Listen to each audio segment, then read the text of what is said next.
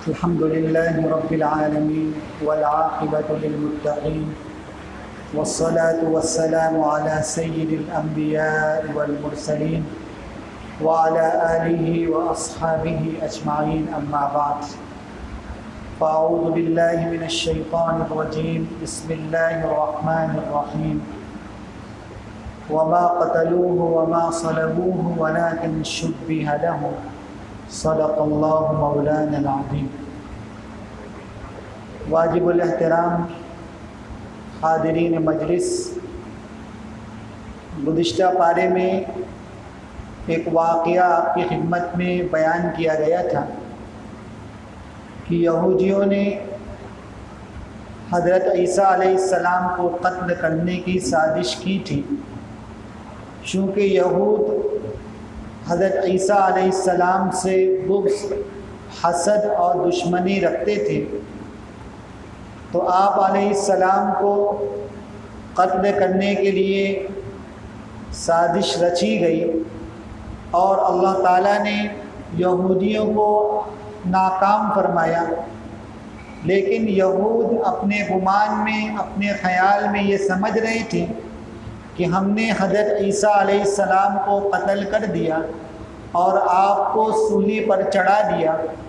قرآن پاک نے آج کے چھٹے پارے میں ان کی نفی کی ہے اور سمجھایا اور بتایا ہے کہ وما قتلوہ وما صلبوہ، کہ یہودیوں نے حضرت عیسیٰ علیہ السلام کو قتل بھی نہیں کیا اور سولی پر بھی نہیں چڑھایا، ولکن شبہ لہم، لیکن یہ سارا کھیل ایک معمہ بن کر رہ گیا۔ واقعے میں لکھا ہے کہ جس وقت یہودیوں نے حضرت عیسیٰ علیہ السلام کا پیچھا کیا اور آپ بھاگ رہے تھے کہ انہی کے درمیان میں سے ایک شخص کو اللہ تعالیٰ نے حضرت عیسیٰ علیہ السلام کی شکل عطا فرما دی اور حضرت عیسیٰ کا ہم شکل بنا کر ان کے سامنے کھڑا کر دیا، اور حضرت عیسیٰ علیہ السلام کو اللہ پاک نے اٹھا لیا، بل رفعہ اللہ الیہ، قرآن کہتا ہے کہ اللہ تعالیٰ نے آپ کو اٹھا لیا اور آپ کا ہم شکل سامنے لا کر کھڑا کر دیا۔ یہود نے یہ سمجھا کہ یہ حضرت عیسیٰ ہیں، آپ کو سولی پر لگا کر آپ کو سولی پر چڑھا دیا اور اپنے خیال میں یہ سمجھا کہ ہم نے قتل کر دیا۔ اللہ پاک کہہ رہے ہیں وَإِن مِّنْ أَهْلِ الْكِتَابِ إِلَّا لَيُؤْمِنَنَّ بِهِ قَبْلَ مَوْتِهِ، کہ اللہ پاک قرب قیامت آپ کو دوبارہ نازل فرمائیں گے اور بتائیں گے کہ ہم نے عیسیٰ کو زندہ رکھا تھا آسمان پر۔ یہ تھوڑا سا واقعہ چھٹے پارے میں بھی بیان کیا گیا۔ اس کے بعد نصرانی اور عیسائیوں کی عقیدے کی تردید کی۔ یہ عقیدہ تثلیث میں ملوث تھے۔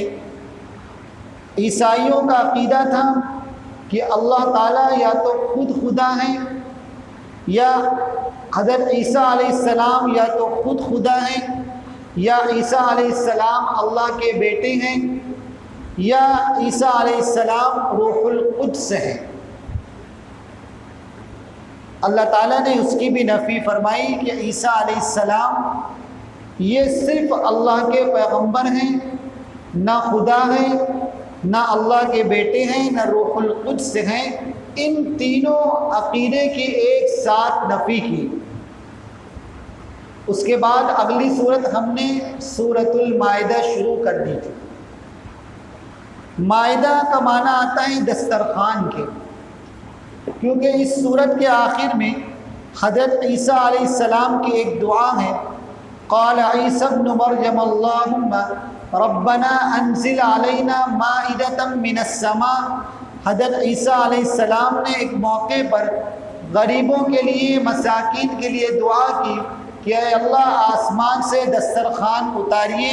اللہ پاک نے دعا کو قبول فرمایا اور آسمان سے دسترخوان اتارا جاتا تھا۔ مفسرین لکھتے ہیں کہ جو کی روٹی اور مچھلی اللہ کی طرف سے اتاری جاتی تھی۔ مگر اس کے بعد وہ لوگ آپس میں شبہ میں پڑ گئے اور اللہ تعالیٰ نے 313 افراد جن پر دسترخوان اتارا جاتا تھا ان کی اپنی ناشکری کی وجہ سے اللہ پاک نے ان کا چہرہ مسخ کر دیا اور انہیں شکل کے اعتبار سے تبدیل کر دیا۔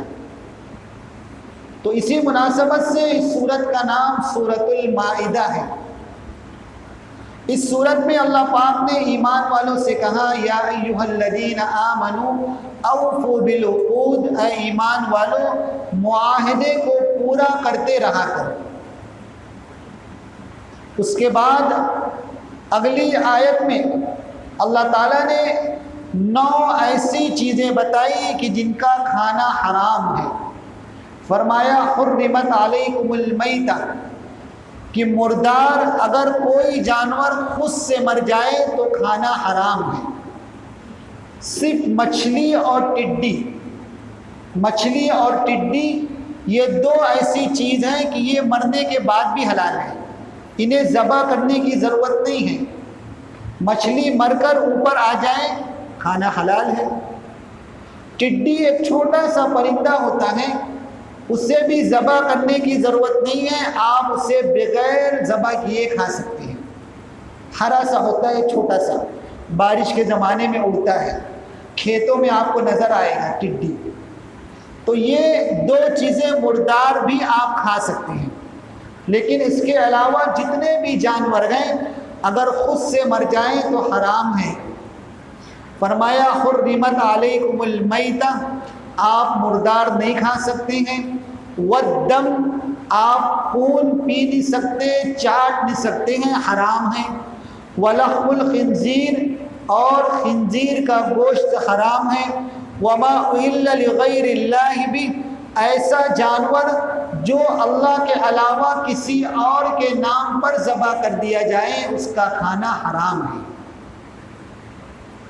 والمنخنقہ، اور وہ جانور جسے گلا گھونٹ کر مارا جائے۔ والموقوذہ، اور وہ جانور جس کو کسی سخت چیز کے ذریعے سے ہلاک کیا جائے۔ والمتردیہ، اور وہ جانور جو اوپر سے گر کر ہلاک ہو جائیں۔ والنطیحہ، اور وہ جانور جو کسی چیز سے ٹکرا کر مر جائے، یہ کھانا حرام ہے۔ اور اس کے علاوہ نوی چیز فرمائی کہ کسی جانور کو کسی جانور نے پھاڑ کھایا، اس کے اوپر حملہ کر کے اس کو شکار کر لیا اور شکار کرنے کی وجہ سے جانور ہلاک ہو گیا، تو ایسے جانور کا بھی کھانا حرام ہے۔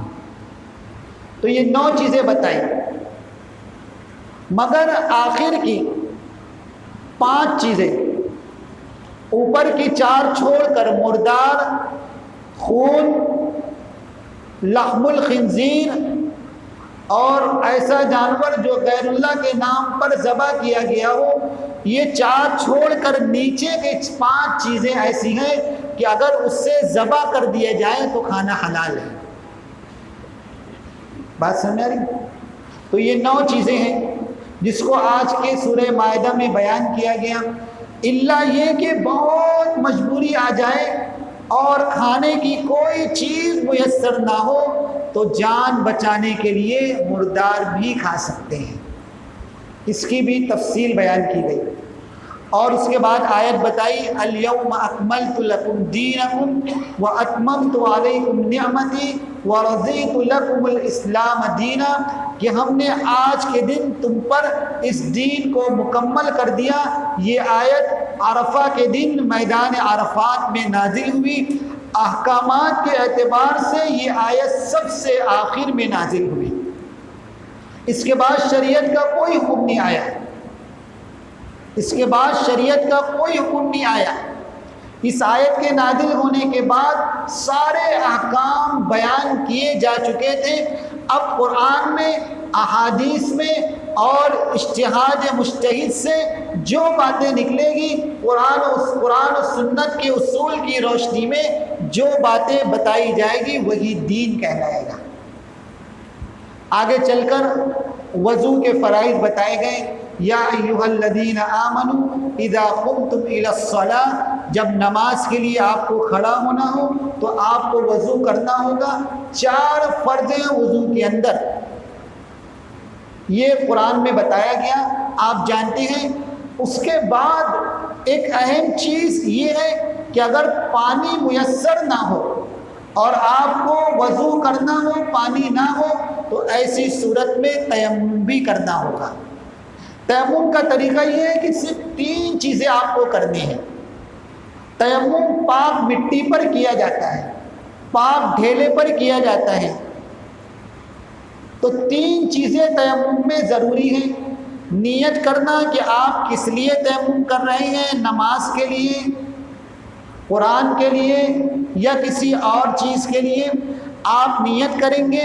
اس کے بعد دونوں ہاتھ کو پاک چیز پر، پاک جگہ پر مار کر، جہاں پر دھول مٹی ہوگی آپ ماریں گے، دونوں ہاتھ کو آگے کی طرف کریں گے، پھر پیچھے کی طرف کریں گے، اور بہت زیادہ اگر دھول لگ جائے تو ایسے جھاڑ کر آپ اس طرح سے یہ 3 انگلی اور آپ اس طرح سے ہاتھ پر پھیر کر تیمم کریں گے۔ ایک ہاتھ پر اس طرح پھیرا آپ نے، پھر ہاتھ ماریں گے، آگے کر کے پیچھے کریں گے، پھر آپ دھول کو جھاڑیں گے اور بائیں ہاتھ پر آپ اس طرح مسا کر کے تیمم کریں گے، اور اس کے بعد چہرے پر آپ ہاتھ پھیریں گے۔ یہ 3 چیزیں ہیں تیمم میں: نیت کرنا، دونوں ہاتھ زمین پر مار کر چہرے پر پھیرنا، اور دونوں ہاتھ زمین پر مار کر دونوں ہاتھ پر مسا کرنا۔ یہ بوقت ضرورت تیمم کیا جا سکتا ہے۔ ایک شخص بہت بیمار ہے اور ڈاکٹر نے اسے پانی چھونے سے منع کیا تو تیمم کرنا درست ہے۔ آدمی سفر میں ہے، پانی میسر نہیں ہے، تیمم کرنا درست ہے۔ اپنے مقام پر ہیں، پانی نہیں ہے، تیمم کرنا درست ہے۔ تو یہ بھی قرآن پاک میں بتایا گیا۔ اور اس کے بعد جو ہے ایک خاص واقعہ مختصر بیان کر کے اپنی بات ختم کروں۔ آگے چل کر وَاتْلُ عَلَيْهِمْ نَبَأَ ابْنَيْ آدَمَ بِالْحَقِّ، حضرت آدم علیہ السلام کے 2 بیٹے حابیل اور قابیل کا واقعہ بھی بیان کیا گیا۔ تھوڑا سا سمجھیں یہاں پر کہ جس وقت انسانی نسل کی ابتدا ہو رہی تھی تو ماں حوا کے پیٹ سے جب بچہ پیدا ہوتا تو اللہ تعالیٰ نے ترتیب یہ بنائی تھی کہ حمل کے ذریعے سے ایک لڑکا اور ایک لڑکے کی پیدائش ہوتی تھی، پھر اگلا حمل ٹھہرا تو پھر لڑکے اور لڑکی کی پیدائش ہوتی تھی، تو پہلے حمل کے لڑکے اور دوسرے حمل کی لڑکی جو پیدا ہوئی اس سے نکاح ہوتا تھا۔ یہ ترتیب تھی۔ جس وقت حابیل اور قابیل کی پیدائش ہوئی الگ الگ حمل کے ذریعے سے، تو قابیل کے ساتھ جو لڑکی پیدا ہوئی وہ خوبصورت تھی، اور حابیل کے ساتھ جو لڑکی پیدا ہوئی وہ خوبصورت نہیں تھی۔ اب ترتیب کے مطابق قابیل کو حابیل کی بہن سے نکاح کرنا تھا اور حابیل کو قابیل کی بہن سے نکاح کرنا تھا، مگر قابیل اس نکاح پر تیار نہ تھا، اور قابیل یہ کہتا تھا کہ میری پیدائش میں جو لڑکی میرے ساتھ پیدا ہوئی ہے میں اس کے ساتھ نکاح کروں گا۔ یہ تو خلاف ترتیب تھا، خلاف شریعت تھا۔ سمجھایا گیا، حضرت آدم علیہ السلام نے بھی سمجھایا، مگر قابیل اس پر تیار نہ ہوا، اور بالآخر یہ طے ہوا کہ اللہ تعالیٰ کی بارگاہ میں ہم اپنی قربانی پیش کریں گے، اور جس کی قربانی اللہ پاک قبول کر لیں گے وہ گویا کہ اس کے اللہ کی طرف سے فیصلہ ہوگا، عمل ویسے ہی کیا جائے گا۔ قابیل نے اپنی قربانی پیش کی اور حابیل نے اپنی قربانی پیش کی۔ قربانی پیش کرنے کا طریقہ یہ تھا کہ جو مال ہوتا تھا اسے لے جا کر پہاڑ پر رکھ دیا جاتا، آسمان سے آگ آتی، جس کے مال کو وہ آگ جلا دیتی، گویا وہ اللہ کے نزدیک قربانی مقبول ہو گئی۔ حابیل اور قابیل نے اپنا مال لے جا کر رکھا، ایک نے مینڈھا رکھا، ایک نے اپنے کھیت میں سے کچھ چیزیں کاٹ کر پہاڑ پر لے جا کر رکھی۔ اللہ تعالیٰ نے حابیل کی قربانی کو قبول فرما لیا۔ اس کا مطلب یہ ہوا کہ حابیل سے اللہ پاک راضی ہیں اور حابیل کا جو فیصلہ ہے اللہ پاک کو وہ منظور ہے۔